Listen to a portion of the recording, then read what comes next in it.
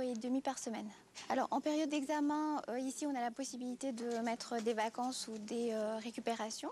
Je travaille à peu près 18 heures par semaine ici. Je m'aperçois qu'il faut être vraiment organisé pour pouvoir concilier les deux. Il faut prendre un travail qui est très allégé, surtout par rapport à nos horaires de cours, parce que c'est pas facile, on a beaucoup de travail.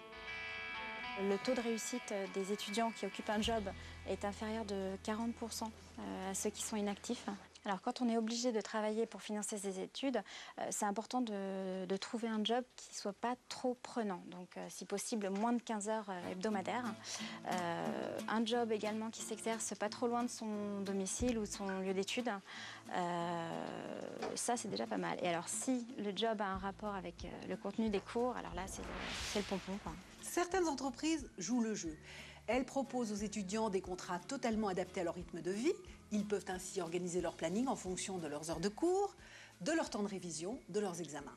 Oui, bonjour. Donc, nous avons des horaires qui sont particulièrement adaptés aux étudiants, puisque nous essayons d'une part de les faire travailler en dehors de leurs heures de cours, ça c'est assez naturel, mais au-delà de ça, ils ont aussi la possibilité de s'arranger entre eux sur les plateaux pour s'organiser et répondre à des contraintes personnelles. Je vous en prie.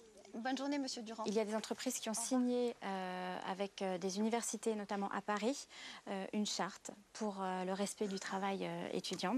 Et donc, il y a de la part des universités et de la part des entreprises des aménagements d'horaires.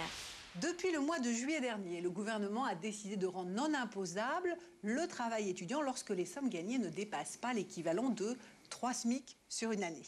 Souhaitons que cette mesure ne remette pas en question l'attribution de bourses ou encore d'aide au logement. Et souhaitons. Merci beaucoup. Nous allons passer aux résultats sportifs.